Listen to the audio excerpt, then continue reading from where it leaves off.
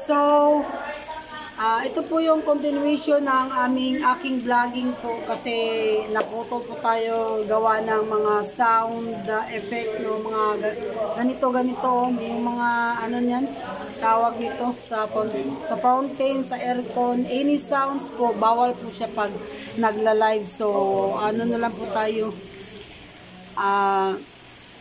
recorded na lang. Ay, kabayo ni Adan. So, recorded na lang po tayo. At saka pasensya na po kasi yung ano ko is nasira. Ay, nako. So, ayan na lang po kami muna, ha. Stay put. Stay put.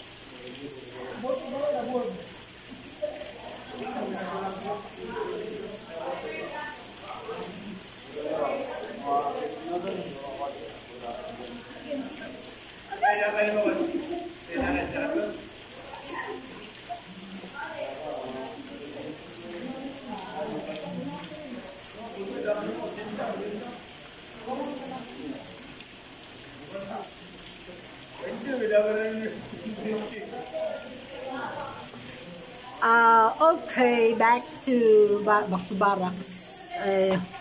I-off muna natin yung ano kasi.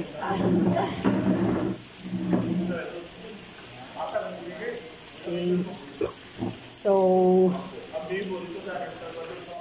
uupo po tayo at saka mag-money po tayo. Sa ngayon po, nandito po kami sa may Alubihid, Misamis Oriental.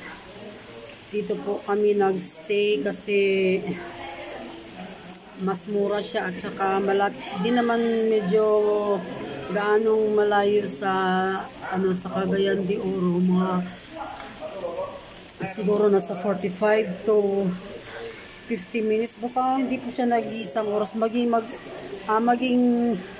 tawag ito, naging isang oras po siya kasi gawa ng traffic.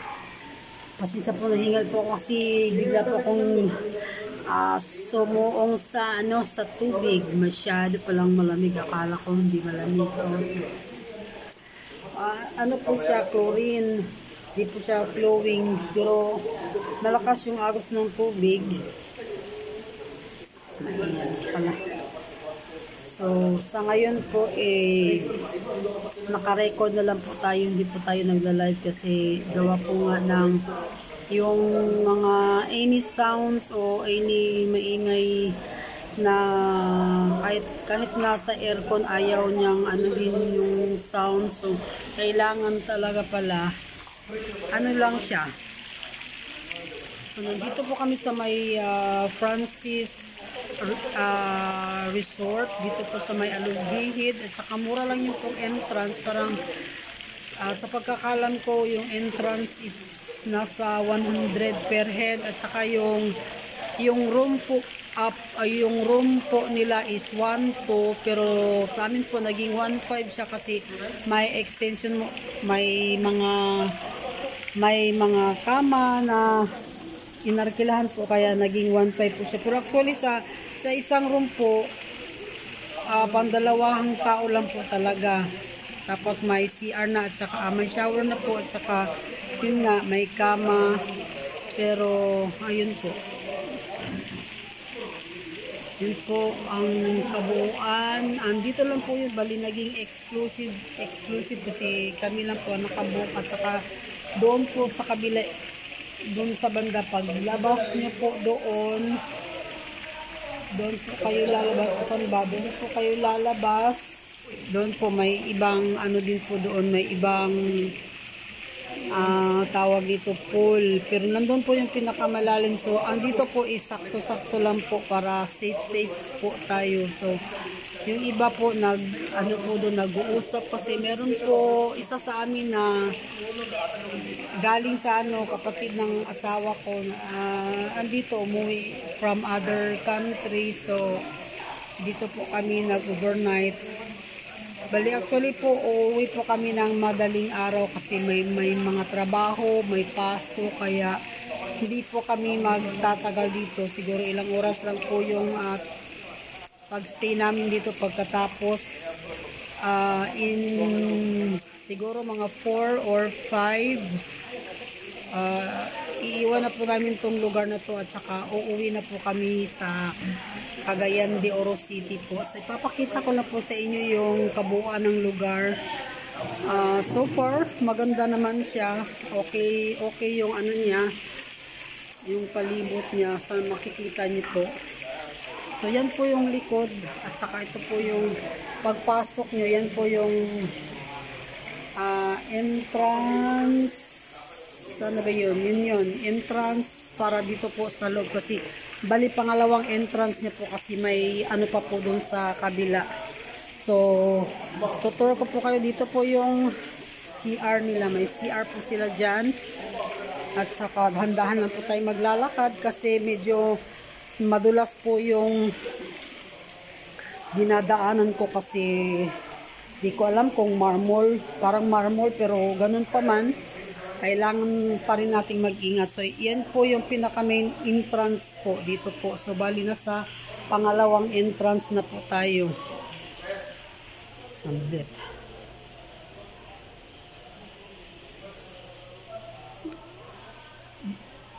Doon po yung pinaka main entrance, at saka dito na po kami sa loob, pangalawang entrance. So bali naging exclusive po siya kasi wala po kaming kasama dito, kami lang pong magkakamag-anak ang nandito ngayon na naliligo at mag-overnight. So ito po. So as you see po, maganda po naman yung kasi aside sa malinis po, tahimik po yung lugar. Of course, kasi kami lang yung nakapag-book sa ngayon. So yung mga kasamahan ko po, yung my father-in-law, yung mga kamag-anak po ng asawa ko. Yung anak ko po hindi nasama kasi meron po siyang maraming gawain na task sa paaralan. Kaya yung performance task baga ng mga estudyante na pinapagawa ng mga teachers nila. So kailangan niyang tapusin para alam niyo na, para yung grado niya is ma-maintain, kasi yun talaga pag nag-excel ka sa paaralan, you need to cope up everything, mga assignments, mga performance tasks, so kailangan tapusin. So yung nandoon po is pamilya po lahat ng asawa ko dyan. Yan. Asa na ba yun? Oops, dito sa kabila. Ayan. So yan po sila dyan, no? So huwag niyo pong kalimutan i-follow yung ating vlogs, Atin's Life TV, Atin's Life Journey. Marami pa akong mga account. Pero meron din po akong YouTube, may Facebook page, may dalawang FB account din tawag nila. So ayan po, bali yan yun po yung, ito po yung asawa ko at saka yung pamangkin niya. So sila po ay nag-aaral bilang isang criminology. Gusto po daw niyang magpulis para to serve our country, to serve people. Bali po parang kamuntikan na po akong madulas kasi yung nakalagay dito is yung net yung ano yung tawag nito artificial grass. So babalik po ako doon sa dinaanan ko kanina kasi pag doon ako dadaan sa kabila parang ang daming nakaharang, so kailangan kong hindi naman gaanong malayo papakita ko sa inyo ang so ayan po silang lahat dyan. Yun po yung dalawang room na yan, yun po yung okupado namin, dalawa lang kasi mga di po kami umabot sa 20 kasi yung iba is uuwi po ng kanilang bahay, mag-asawa lang. So ayun po, naipakita ko na rin po sa inyo lahat yung ano natin. So babaybayin pa po rin natin yung ano. So yung kagandahan dito is kanilang po, walang ibang tao ang naliligo kundi kami lang po magpapamilya. So busy sila po sa kanilang mga chismisan doon. Hindi ko alam kung matutulog ba sila o ano, pero matutulog kasi yun nga sabi ko kanina, meron tayong trabaho na dapat nating trabahuin. So sa ngayon ito lang po munang gagawin natin is yung pagbablog. So again po, meron po akong pinagtatrabahuan na isa pong gumagawa po din po kami ng content. Please don't forget to follow, like, and share Pinoy Rob on YouTube channel. Meron din po tayong TikTok, meron din po tayong Instagram, at saka meron din po tayong sa Reels. So huwag niyo pong kalimutang i-follow ang Pinoy Rob News channel, at saka please po mag-subscribe na rin po kayo. Salamat po sa inyong lahat and God bless po sa panonood po ng aming mga vlog. Sana po huwag kayong magsawang manood. At meron din po kaming bagong segment ngayon, yun po yung Wow Pinoy. Ang mga usapin po namin o bawat topic po na ginagawa po namin is about the culture of the Philippines. Yung una pong naging naming topic is yung pagmamano po. So aabangan niyo po yung pangalawang topic namin kasi isa po yun sa mga importanteng kultura ng Pinoy na pwede nyo rin pong malaman kung ano po talaga yung kultura ng mga Filipino. So again, we are so thankful for this opportunity na may pabahagi po sa inyo ang aming kulturang Pilipino po. Maraming salamat. God bless everyone.